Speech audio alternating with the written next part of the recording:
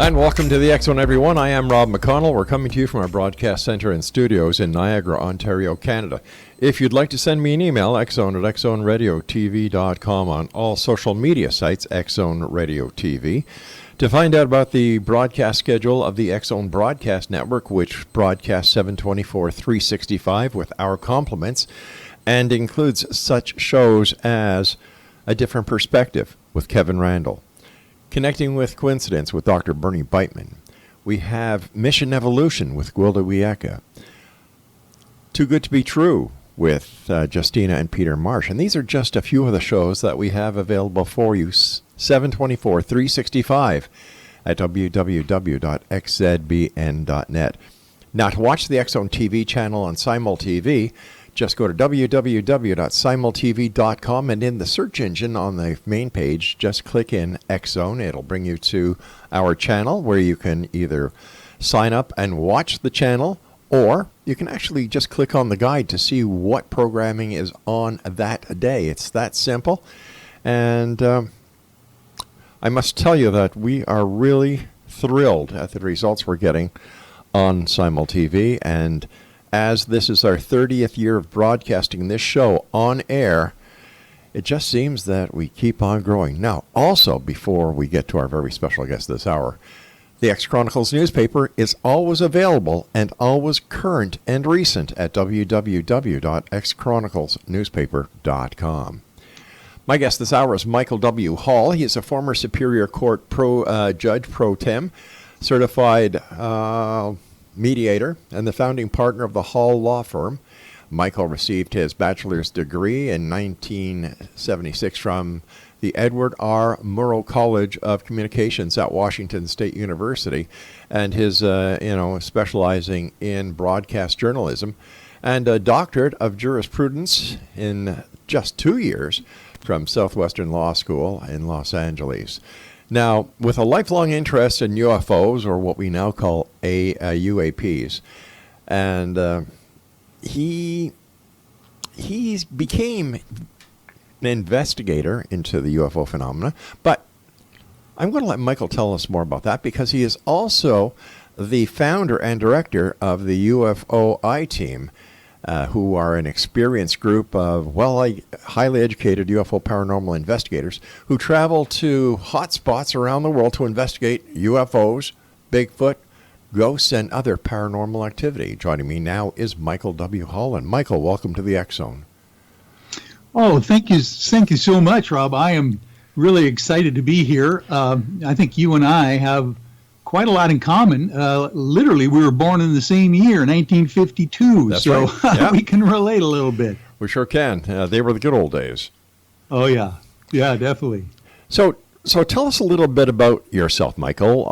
And you've got an esteemed law career under your belt. I believe you're retired, but you also represent a number of people within the UFO community, including Grant Cameron, Chief Petty Officer Kevin Day of the USS Nimitz, and even Peter Davenport of the National UFO Reporting Center. Yeah, you got it. I go all the way back to 1974. I was a field investigator for APRO. My goodness. Jim and Coral Lawrenson out of Arizona when I was in college. And I've always been interested in the paranormal and ufology. People always ask you, did it stem from some major sighting that you had, as a child or when you're younger? It didn't with me. It was just one of those things I was always interested in. I would see those old paperback books, about the UFOs and things, and I would always read them. But then when I became a lawyer over 35 years ago, I kind of brought that into the field and was doing pro bono work all the time for various organizations like MUFON. I've been a MUFON consultant since 1995. You mentioned Peter Davenport. I was Peter Davenport's attorney of record for the National UFO Reporting Center for over 25 years, still am. And even go back with James Harder. I don't know if you remember Dr. James Harder. Sure the ufologist was the first guy to get a hold of Travis Walton after his 1975 alien abduction experience. and investigate that case as well. So it just kind of snowballs from there. People get to know you. They trust what you do. And of course, people always ask me, well, what does a paranormal lawyer do? And what do you end up representing people with? And basically, it's, there's a lot of general activity that organizations and individuals run across in just doing legal work, like their 501c3, nonprofit corporations, potentially, contracts and various things that come up that they have to, run by. And they like to have someone who has a little bit of a sympathy to what they're going through, when they're doing all these other legal things as well. It's always better to have somebody who knows what you're talking about representing you than having somebody who knows nothing about what you're doing and who may at times find you a little strange. Yeah, and you can kind of anticipate a little bit, because when people come to a lawyer or any kind of a professional like yourself with a problem, it's always nice to be able to project ahead of what they're presenting you with, because they're only coming to you with a certain perspective of what they want to happen. And of course, you want to give them a well-rounded group of advice on this whole thing, so they don't get into that mess again, or make things go smoother down the road. So I try to bring that onto the table when we're dealing with other organizations and investigations, especially when you're dealing with private property, when you're dealing with government organizations, and those kinds of things. You got to kind of keep an eye out for your client. That's right. And it's, once again, you need to have somebody on board who knows what you're doing and how the law applies to something that you may want to do, and to have your best interest at heart. Yeah. No, you got it. Here's a great example for that, Rob, is that, there's a lot of people that like to go ghost hunting and investigating. And I always try to remind a lot of my ghoster groups out there that, if you're going on private property or property where you need to get some permission ahead of time, and or you need to have a contract with the property owner or potential people that are going to be involved in the investigation, you might want to have something in writing ahead of time, just to make sure that you're not going to run into a problem halfway through your investigation that you didn't anticipate at that time. So lots of different things pop up. So have you seen a UFO since you started being a UFO investigator? Oh, yeah. You have? I have. Matter of fact, people would ask me, what's your experience in sighting? What's your experience? And of course, I would always say, well, like anybody else, you always see these unique lights in the night sky. Potentially, even during the daytime, you might see something that's a little bit anomalous and unexplainable. But gosh, ever since I think about 2012, it all opened up for me as far as an actual personal sighting of something that was quite unique. And if we've got time for maybe a 5-minute overview, I can give you that sighting report that I had. Sure. Why don't we do this when we come back from a commercial break that we have to take in about a minute from now? But right now, let our listeners know how they can find out more about the work that you and your UFOiTeam do.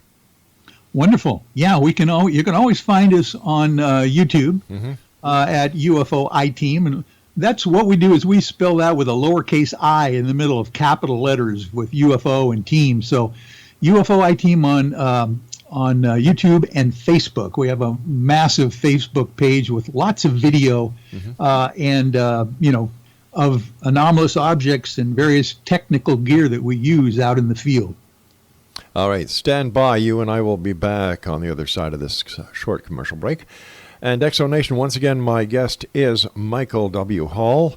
And as Michael was telling you, if you'd like to find out more information about Michael, who is known as the Paranormal Lawyer, and his UFOiTeam, visit their website at www.ufoiteam.com. This is the X Zone, a place where people dare to believe and dare to be heard. It's a place where fact is fiction and fiction is reality. And the X Zone comes to you Monday through Friday from 10 p.m. Eastern until 2 a.m. Eastern, right here on the X-Zone Broadcast Network from our studios in Niagara, Ontario, Canada. If you'd like to send me an email, it's very simple. The same email address for the past 30 years, xzone@xzoneradiotv.com. We'll be back on the other side of this short break. Don't go away.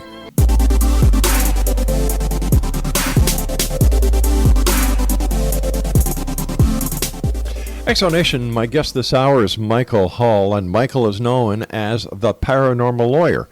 You can find out more about Michael and the work that he does along with his UFOiTeam at www.ufoiteam.com. Michael, before we went to the commercial break, you were going to tell us about an encounter or a sighting that you had, but we decided to hold it on to the other side of the break so that we wouldn't disturb you while you were telling our audience about your experience. So please, go ahead. Okay, wonderful. This was January 10th of 2012. Mm-hmm. I am coming home, or actually I'm attending my son's middle school parent meeting, middle of the winter, January, mm-hmm. out here in the Pacific Northwest in the Seattle area where I live. So everything's dark. I get to the meeting, about 6:45, and sign in on the parent sign-in sheet like we normally do. And the reason I decided to make sure I did that and took a picture of the sign-in sheet was that at the time I was going through quite a involved divorce. It was kind of terrible. And of course, you always have to prove that you're involved with your kids' lives and those kinds of things. So a meeting starts at 7 o'clock, goes an hour and a half, and is over at about 8:30. And fortunately, I live about 4 minutes away from the school. So I'm jumping in my car, driving home, get out in front of my house, and lo and behold, there was a beautiful full moon that night. Very clear, no stars, no clouds, just a beautiful moon hovering over my house.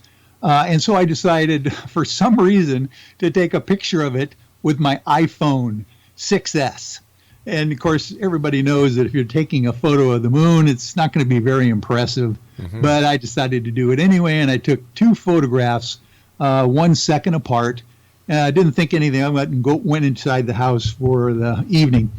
In the morning at my office, the first thing I do is plug my phone into my laptop to keep it charged up during the day.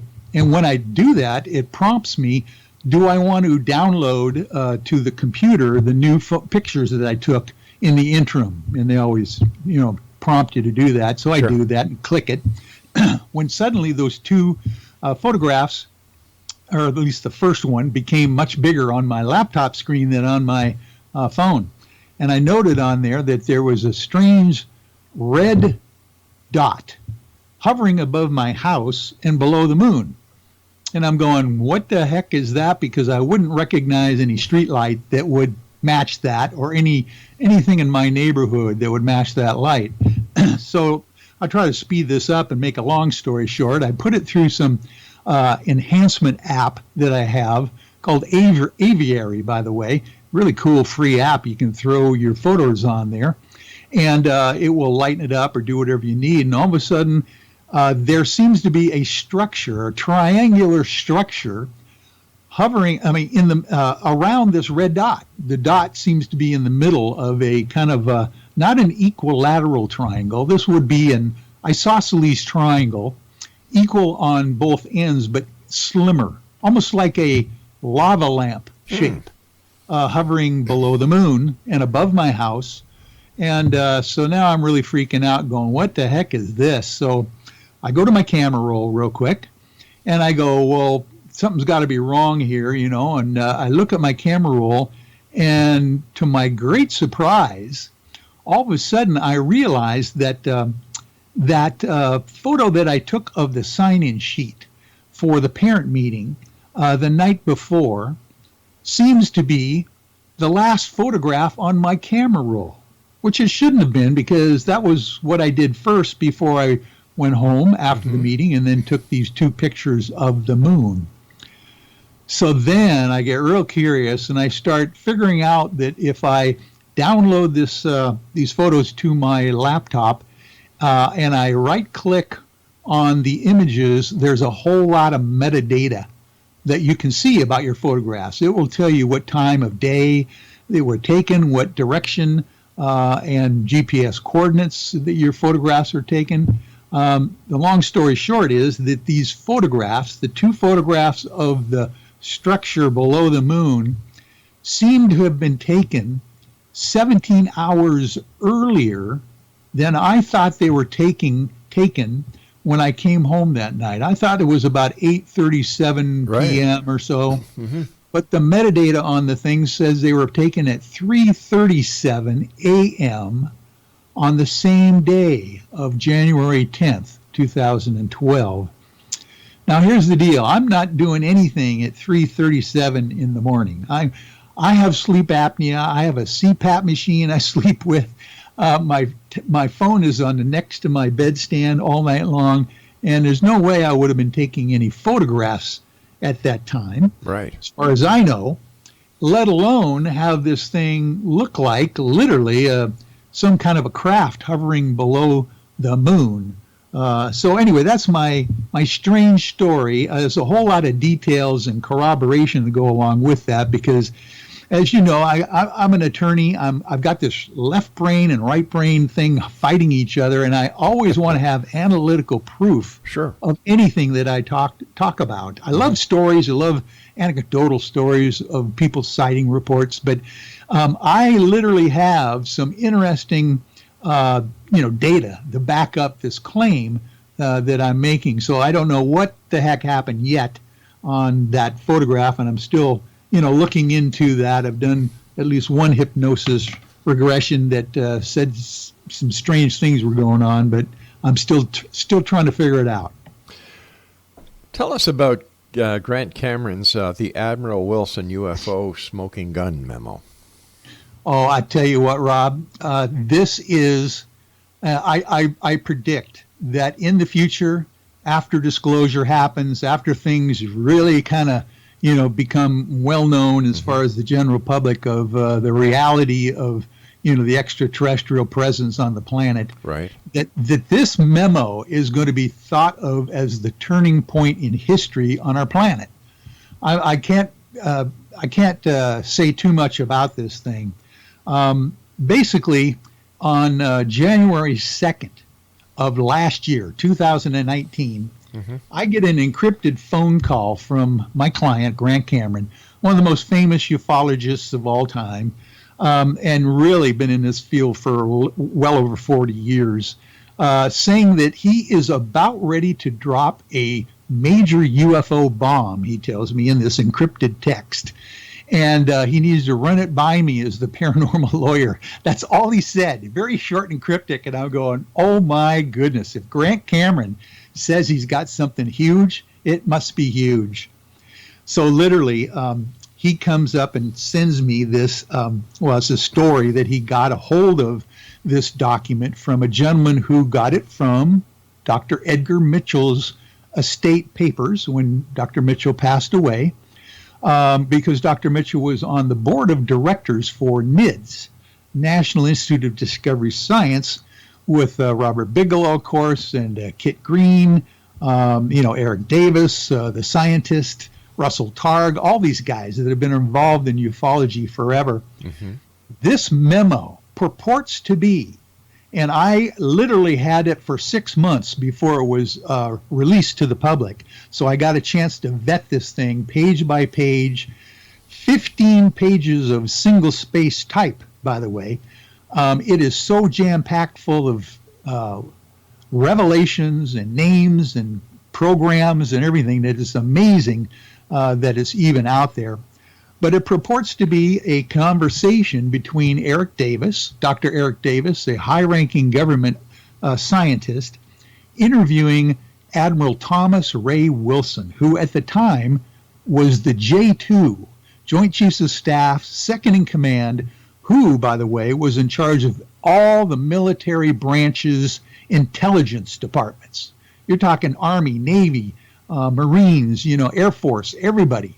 And this interview is basically Eric Davis asking him about an incident that happened to the Admiral in 1997.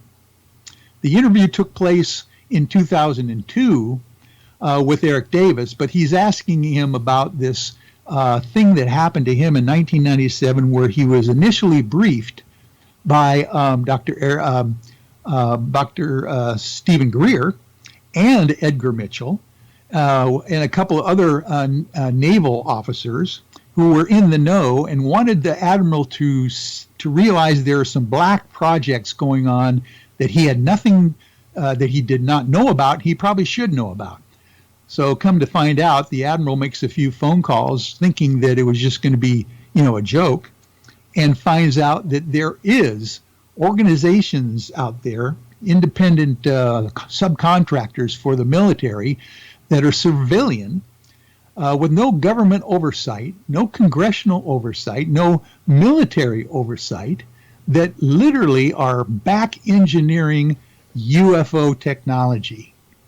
It's a long story, and a little bit more detail I probably could give you if you're interested. But in reality, this memo says, I'll just cut to the chase here, that the Roswell, New Mexico crash happened, that the alien bodies, both dead and alive, were recovered in that incident, that that they have been working on back engineering alien technology from this era, 1947, for decades, and are still kind of stuck in getting all the stuff they want out of this. But there is a portion of the memo that says they have a working craft that can travel through interstellar space in our atmosphere. Listen, we've got to take a fast commercial break. Don't go away. We'll be right back with our guest, Michael Hall.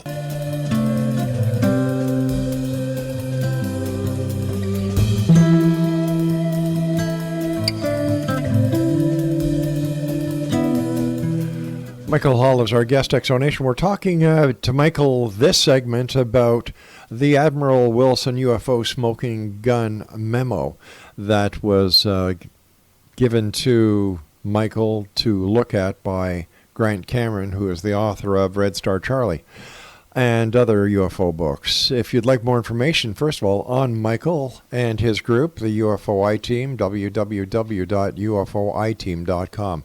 Michael, continue this very fascinating story. Okay, thank you for that. I'll tell you what, this memo is so action-packed.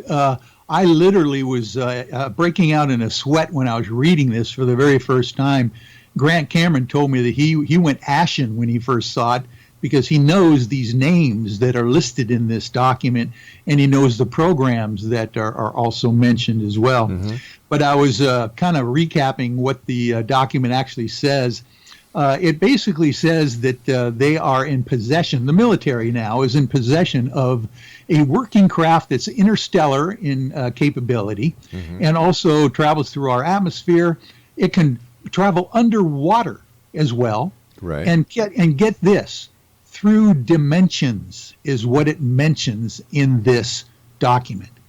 Admiral Wilson was told by this subcontractor, this civilian subcontractor working for the military, that these craft are not of this world, not made by human hands.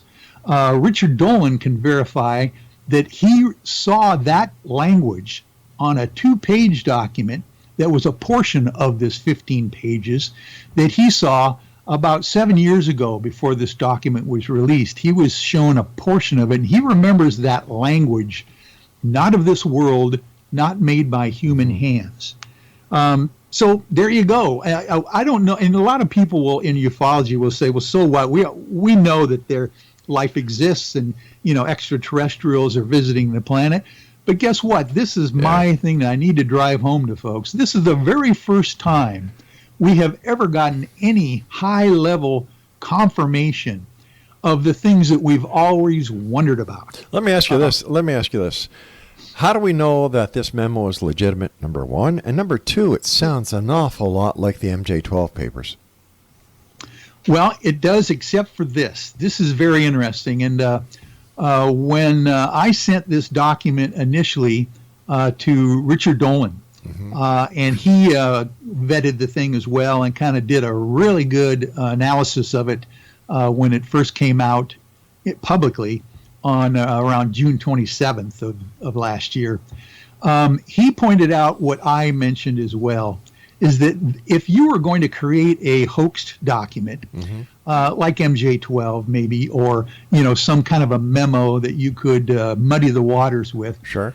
you sure wouldn't pick one that's like 15 pages long, single spaced. I don't know about that. And adding so many people that are still alive. But have these people confirmed that the information within this memo is true? And have they signed affidavits to the validity of this? No, no way. So Matter of fact, okay, so let me ask you this as a counselor. Let me ask you this as a lawyer. Yeah. How can you take it for real? Well, I don't. And of course, I've lived with this document for well over a year now, and tried to vet as much as possible. So what I did is I went through it line by line, person by person that was mentioned, trying to find out things that were like, didn't match up. Are these people real people? Were they who they said they were in this memo at the time this memo was created? Were they in charge of this certain program, in the military, that kind of thing? All those things checked out. But was the information in the memo as to who these people were, what their position was at the time, was this public knowledge? Could somebody find out this information on the internet? Yeah. I mean, there were certain, people in special access programs that you would know would be, certain programs that they were running for sure. But Grant Cameron points out as well is that there's a couple of people in there that most of general public would not even connect with UFOs or ufology. But somebody who's into the UFO community and has knowledge that the John Q. public would not have would be able to put all this together. Yeah, that's true. That's true. So it is, it's a conundrum for sure. You also investigate other things. I was interested to see, besides UFOs, you and your I team also investigate Bigfoot and ghosts and other aspects of the paranormal. Yeah, we have a good 15, 20 people in our group that are, of course, have different expertise and interests in the paranormal. We've got a couple hypnotherapists. Right. One of them is certified through the Dolores Cannon's School of Investigation. We've got some psychics. We've got some people that are heavily into the Bigfoot thing. Matter of fact, one of our good friends out here in the Pacific Northwest is Ron Moorhead, who is famous for the recording of the Sierra Sounds Bigfoot recordings. So we typically will, go to a location, for instance, like Mount Adams down in south central Washington State, and we'll do a double duty thing where we'll do our sky watches for UFOs with our technical equipment and gear, and we'll also do the Sasquatch, kind of investigation as well. They seem to, as a matter of fact, Ron Moorhead says, they seem to have some kind of connection between the two. So we're interested in finding out about that as well. What kind of evidence have you and your team been able to collect to prove that Sasquatch is real? Well, like anybody else, you've got the foot casts, footprint casts that are just very unique. Dr. Meldrum is the guy that kind of gets into the real details of analyzing the footprints, for mid-tarsal breaks and those ridges that are kind of like fingerprints on these toe prints and those kinds of things, where that's probably as close as you can get. And then of course you've got Melba Ketchum, who has been doing the research for the DNA of this creature that seems to be a hybrid of some kind. The mitochondrial DNA seems to be of a woman, but the nuclear DNA seems to be something else that's not human. So, there's just a lot of questions. There's, of course, anecdotal evidence of people, seeing these things, and there's also fuzzy video. But, Yeah. so there's enough of that out there you run across when you're in the field with pretty credible folks, including law enforcement personnel, that would be telling you that there's something to this. What kind of equipment do you use when you and your UFOI team go out to Skywatch? Well, thanks for asking, because I tell you what, I think we are on the cutting edge of that whole idea of recording video data and different kinds of scientific data as far as proving anomalous objects and showing what we have up on our Facebook page and YouTube pages at UFOiTeam. We try to share all of that. We have night vision cameras. We have FLIR photography. We have stop action photography. We have a gentleman. We have two real technical guys on our team. One of them is named Lee Strauss. He's our mountain man camera guy that will schlep a whole group of cameras up to 15,000 feet and set up there all night long. And then we've got Dave Mason also, who is a real technical guy, has his own electronics company out here in the Pacific Northwest, who has invented a pair of binoculars that literally will take the light signatures from a star, from a shooting star or the ISS station, or even a commercial airliner, right? Turn them into audio, turn them into sound, light into sound. Mm-hmm. And so what we'll do is run that sound through an oscilloscope analyzer, and basically we can pinpoint, well, this is a commercial airliner, this is a satellite. We can pinpoint what these things are through the sound and light frequency. But here's the kicker. You're going to love this. We have the capability now of taking that sound signature that's anomalous, mm-hmm. turning it back into light, and sending it out in a diffused laser directly back to the object that's emitting it. So what we're hoping is that we're going to set up a CE5 scenario where we are literally initiating potential contact with anomalous objects in the night sky. Is there any chance that by sending back a laser beam to something that could very well be a UFO could be misinterpreted as a hostile action? Well, we've thought of that, of course. We're thinking that since their signature is individual to their own selves, mm-hmm. that sending back their same signature to themselves would be one of the least onerous things that we could do, at least showing them that we recognize who they are, and we are now capable of sending, the signal right back to them. Okay, Michael, stand by. We've got to take our final break. And Exonation, if you'd like to have more information about Michael Hall and his UFOI team, visit their website at www.ufoiteam.com. This is the X Zone. We're going to be wrapping up this hour when we return from this commercial break, so don't go away.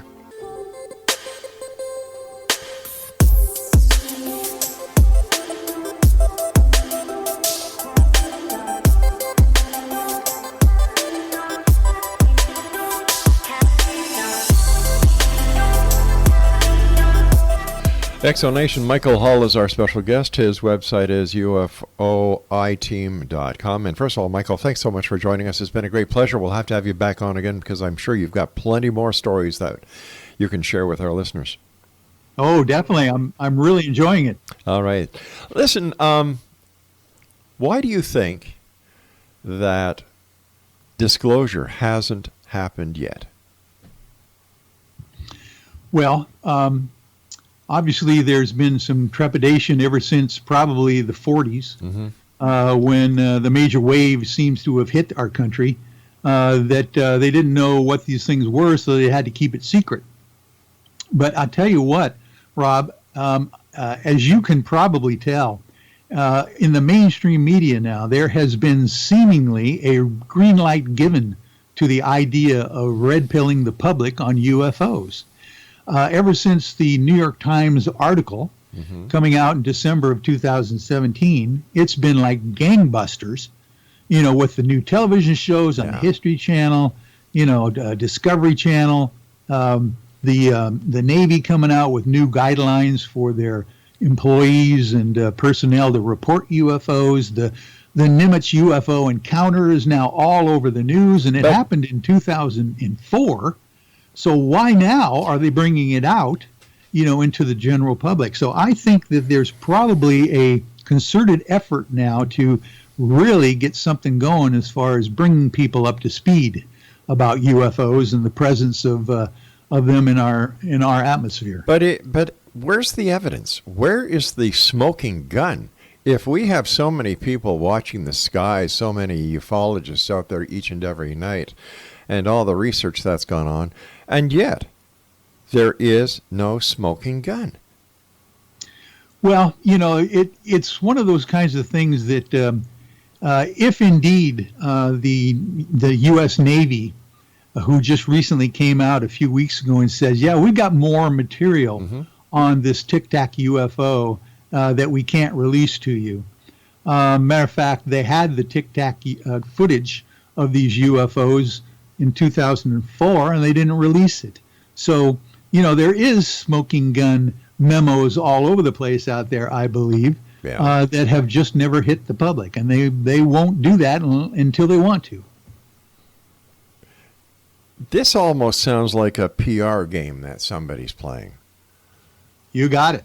It's something something just doesn't seem right about the entire thing. We know, for example, that the military has been working with hyperspace vehicles for years now. I remember when the Aurora was first discovered, people thought that it was a UFO. I remember the Pegasus launches that NASA was doing off the coast of Florida in the Gulf. People thought they were UFO, and it caused a big thing. Yes, when the X-Files came out, my goodness, the UFO sightings soared, and with all the hype and hoopla that is being done with TTSA, once again, we're seeing a spike. But where is the proof? Well, I tell you what, if anyone told me in the beginning of last year, 2019, that these things would be coming out, in the mainstream media on Fox News, the government is talking about a space force and all that kind of stuff going on, I would have been agog at that point that stuff would be happening so quickly this last year. So I just have the feeling that we're poised on something big that's going to be coming down the road in 2020 because of all the productions that I know that are in the works for instance, Unidentified, the television series, their second season, and those kinds of things that are coming down the road. Well, the only reason they're coming down the road is because there are people out there who want to watch it. And they have to be sensationalized or the people won't watch it. You know as well as I do, because you took journalism and broadcasting, that the media is an entertainment venue. Reality is very rare when it comes to the media. And if it don't bleed, it don't lead. And the media is driven by dollars that they can get from advertisers. So with all the interest in UFOs, ghost hauntings, things that go bump in the night, sure, they'll continue until the market is so saturated that it will fizzle out.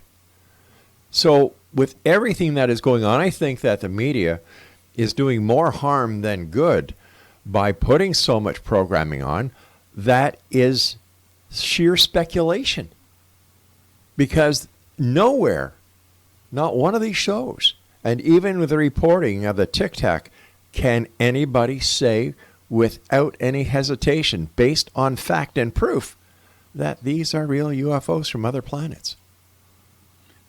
No, you're right there. But one example of the switch in attitude seems to be Dr. Michio Kaku. Yeah.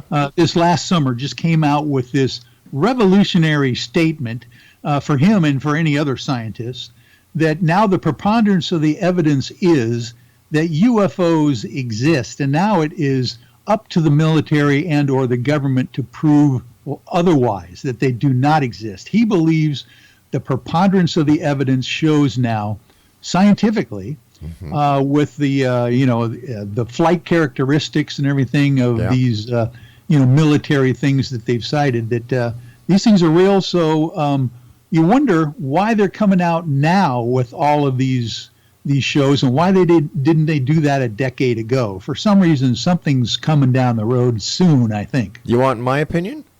Sure. It's because digital effects are a lot easier to create now than they were a decade ago. Well, that's probably true. Yeah. But I tell you what, coming from 80,000 feet down to the surface of the ocean in 0.78 seconds, less than 1 second, is hypersonic speeds that no one can duplicate, not even with CGI. All right, let me ask you this. If this Tic Tac was in fact from another planet, how come it wasn't picked up by the radar systems that scour the outer space rims of planet Earth? The defense system. How come nobody picked it up?